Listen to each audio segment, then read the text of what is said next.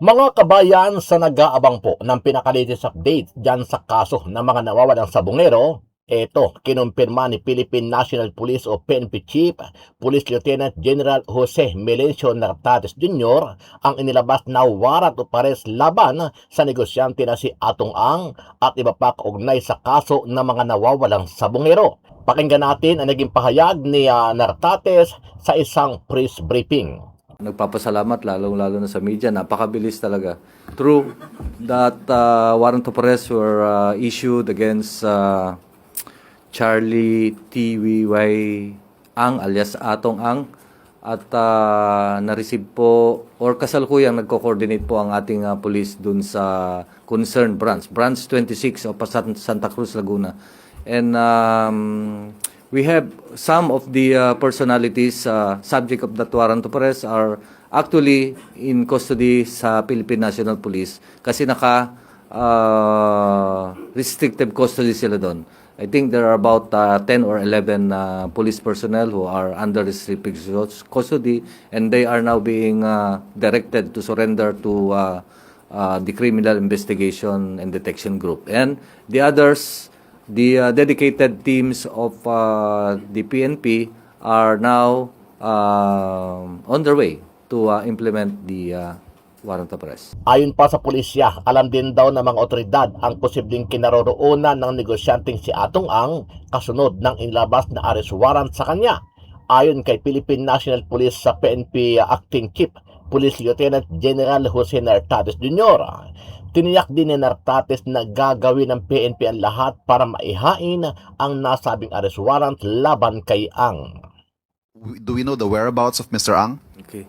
We have certain procedures in implementing warrant of arrest, hindi lang warrant of arrest, at different police operations. This is a implementation of warrant of arrest. Meron tayong procedure, and the PNP personnel, all PNP personnel involved are, of course, mandated na sundin ito. At gagawin nila ang lahat para ma-implement. Again, yung whereabouts po ni Mr. Ang, tukoy po natin. Tukoy ang ating warrant of arrest or location of Charlie Atong Ang, different location, and it will be served in those locations. Samantala, naniniwala si Senate President Pro Tempore Ping Lacson na maituturing na panlilinlang ang ginawa ni dating DPWH Secretary Manuel Bunuan kay Pangulong Ferdinand Bongbong Marcos Jr. matapos umanong magsumite ng maling grid coordinates sa sumbong sa Pangulo website. Ayon kay Lacson, ang datos na isinumite ni Bunuan ay labis na pinalobo dahil mas mababa umano sa 421 ang aktual na bilang ng mga ghost flood control projects. Dagdag pa ng senador, kasalukuyang inaayos o nire-retipikan ng Department of Public Works and Highways o DPWH ang naturang datos upang maitama ang mga pagkakamali. Batay sa impormasyong kanyang natanggap, kasalukuyang nasa Estados Unidos itong si Bunuan at batid na rin umano ito ng mga otoridad. Well, maliwanag kasi even sabihin natin hindi siya maging principal, sa cover up pa lang, no? Kitang-kita mo yung kanyang complicity. Now, Secretary Bunuan is in the United States. More or less, may idea naman kami, yung authorities, kung nasaan siya doon. And minomonitor naman siya ng ating embahada ron. So, kung may lalabas na warrant of arrest sa kanya, and kasi papadala namin siya ng subpoena. At siyempre, hindi siya makakarating, makokontempt siya at pa-issue din namin ng warrant. Ano ang masasabi mo dito, kabayan? Sama-sama nating panoorin ang buong video at pakicomment nyo po ang inyong mga reaksyon at sariling opinyon. Pagdating sa counterpart namin sa House, mayroong parliamentary courtesy na umiiral. At pwede lang namin silang imbitahan, hindi pwedeng pilitin, through the House Speaker. Pero kung ayaw nilang mag-attend, wala rin kaming magagawa. Kasi ganun din ang dapat na tratong ginagawa nila sa amin.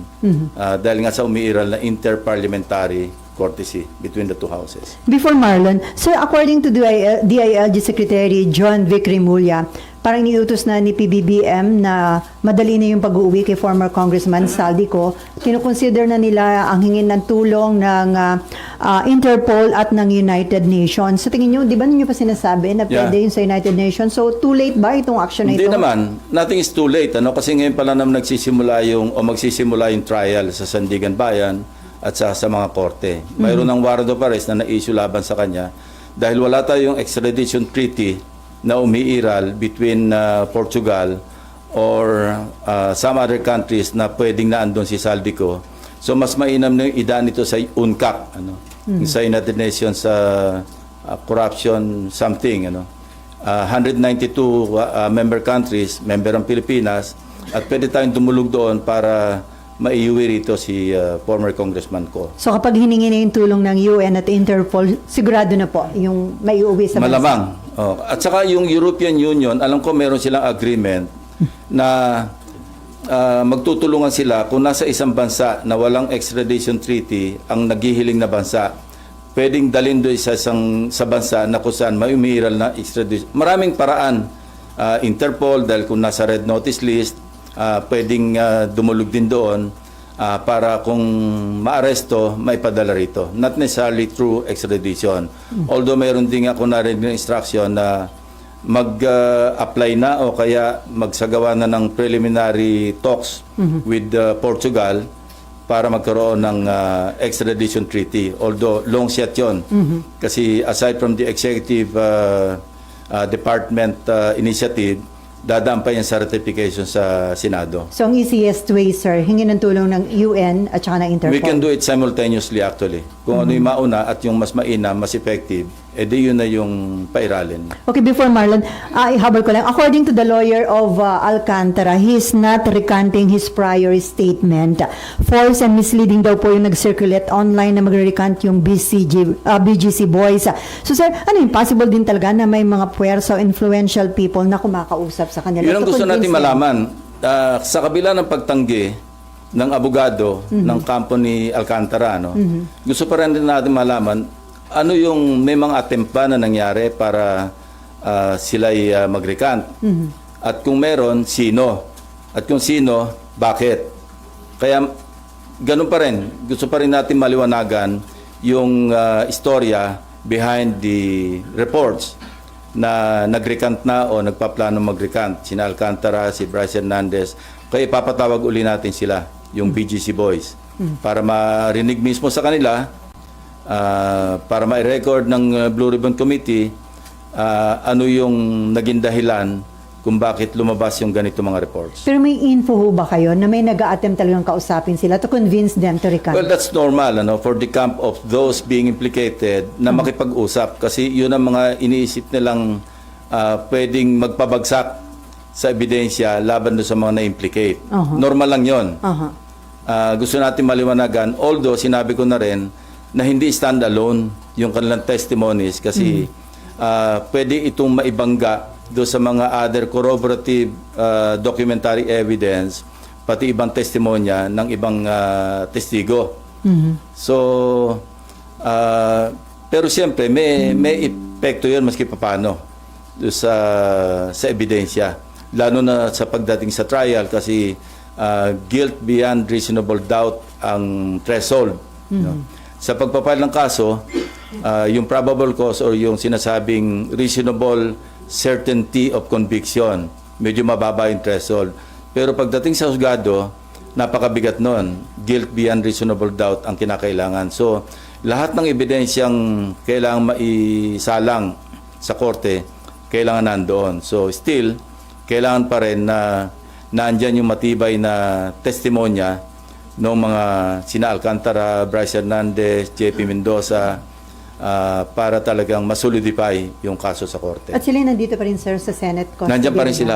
So kung meron man nakikipag-usap, possible ba yun kung nakadetain sila? Hindi naman kailangan direktang kausapin sila. Pwedeng sa Lawyer to lawyer. Kaya looking back, naalala ko, meron siyang binanggit tungkol sa ilahad ko sa aking privilege speech doon sa nauhan. Ang sabi niya, mali raw yung grid coordinates. Although sigurado kami kasi personal naming pinuntahan ng teams namin yung mismong ghost flood control project. At nakausap mismo yung barangay chairman, mga tao doon, na talagang merong nakalaan na proyekto na hindi nagawa, no? So doon pa lang, kasi nag-flashback sa akin yun eh. Kaya pala sinasabi niyang ang grid coordinates daw mali, yung pala nasa utak niya, alam niyang minali niya. Hindi naman kami, kasi at that time sa privilege speech ko, wala pa naman yung sumbong sa Pangulo website eh. At least yung first privilege speech. So nag-relay kami sa sarili naming sources.